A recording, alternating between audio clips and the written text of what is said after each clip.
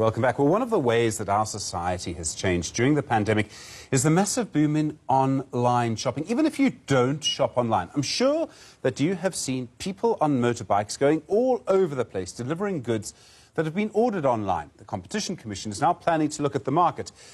I've got to tell you, the name they give it isn't very sexy. It's called the Online Platforms Market Inquiry. Let's help them out. Look, what the Competition Commission is trying to do is they want to make sure that you're getting proper value for money online. James Hodge is the Chief Economist at the Competition Commission. James, good afternoon to you. I do appreciate the time this Friday. Thank you very much indeed. You can't go anywhere without seeing a motorbike dropping something off. That thing will have been ordered online. What are you actually investigating?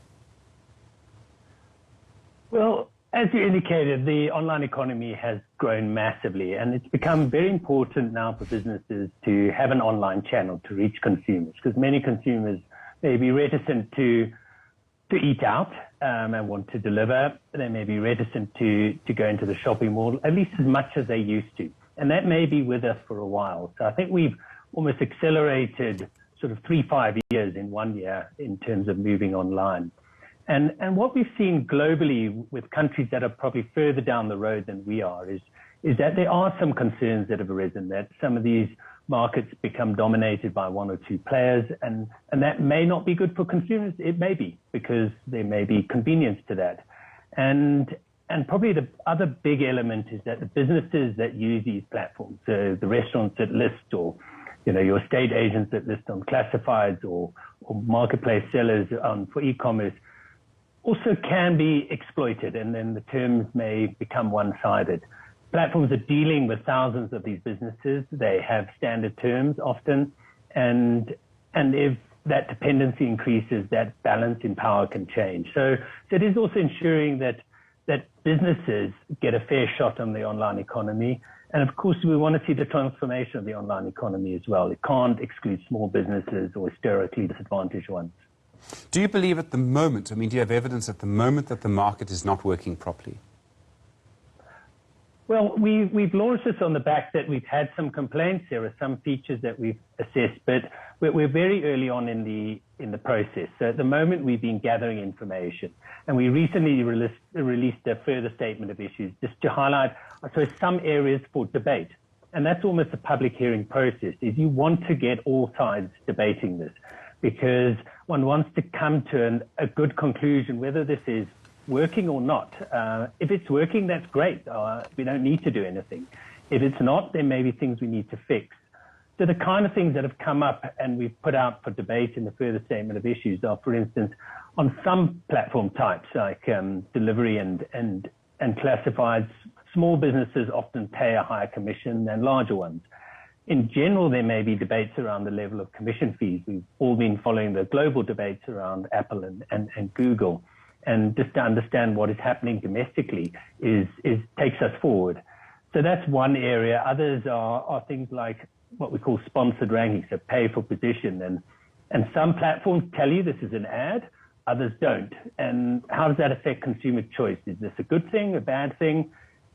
Could it favor larger businesses listing on the platform to the detriment of smaller ones? There's really an exploration phase at this stage, and we don't know the answers. And so it's there for discussion and debate.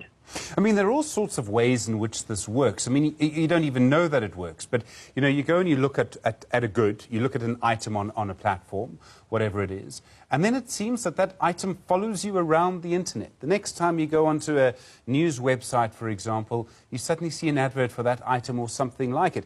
Now, the way that works is mysterious to me, but I would imagine that's also quite difficult to police from a competition point of view, because some people are just going to be better at that kind of marketing than others.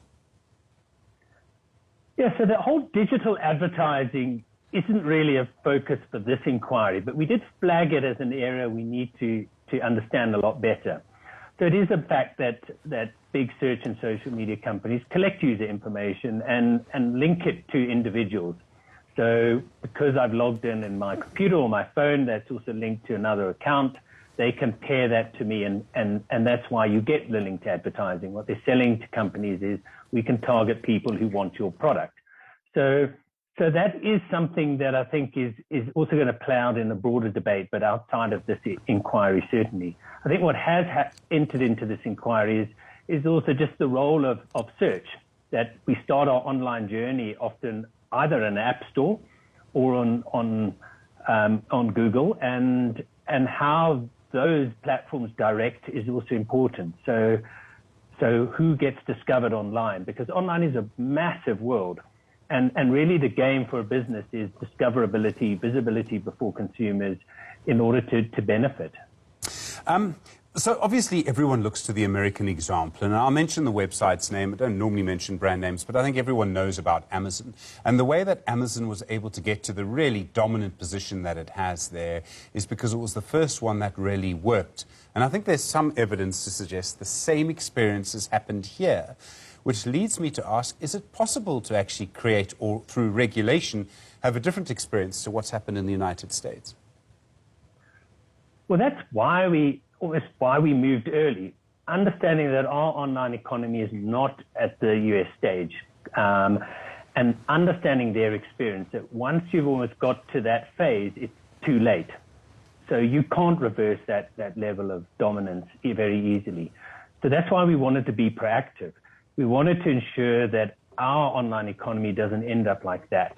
And so that's why we're doing this early. And many have questioned why now is it too soon? But I think if we can set some rules in place and ensure that we have a degree of competition that benefits consumers, but also the businesses, because if there's more ways of getting to consumers that businesses have, they'll be less dependent on one platform. So I think we can shape this, and that was the purpose.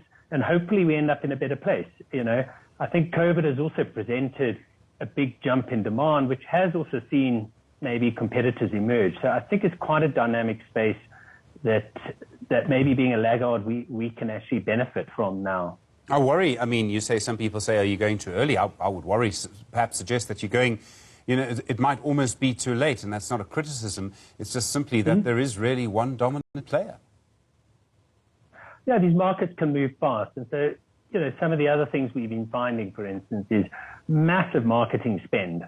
So as I mentioned earlier, just trying to get the consumer to your platform is an art, and takes money, and it seems to take a lot of online spending. So once you're big, does that give you an advantage over someone who's got a new idea, an innovative idea that consumers might benefit from, but just can't get the visibility online to get adoption, either as an app or a website? So these are the challenges, and I don't think they're easy questions. So, you know, could you or should you constrain what people do in marketing or promotions to consumers? I think they're incredibly difficult questions, and that's why the public hearings are so important. We need to hear from all the sides, the businesses, small platforms, large platforms, and even the public. There's a really interesting dynamic among certain sectors of the economy that you see reflected here and in some other countries. It all depends on the size of the market. But banks and cell phone networks are good examples where you usually end up with between sort of 3 or 5 players in the market. So you might end up with 4, in our case, sort of 4, 4.5, 5 big banks, depending on how you look at it, maybe 6. The same for cell phone networks, although I think Cell C is really battling at the moment still. Could the same be the case for online platforms? I mean, I think in a way, no one would really worry too much if we had 4 of these things, but we really only have 1. Yeah, and I think, you know, you make a good point. I think there may be naturally a limited number, but 1 is certainly not where we want to end up. We'd want to end up with 4 or 5, and that can serve consumers really well, potentially.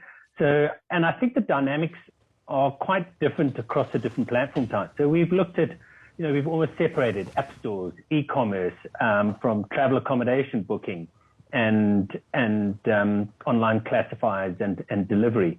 So even grocery delivery may differ from hot food delivery.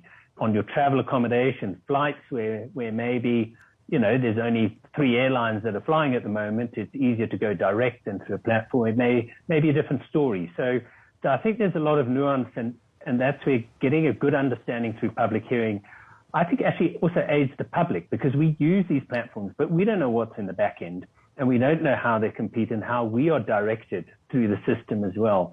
and how the businesses are treated. So, you know, as consumers, we always want the best deal, but where small businesses have been bullied in other countries, consumers are saying, well, maybe there's a balance we need to make here and think about not just our own pocket, but those in our community that actually, you know, need to make a living. James Hodge, thank you very much indeed. Chief Economist at the Competition Commission. Really appreciate the time this Friday afternoon. In other news today, the Jacobs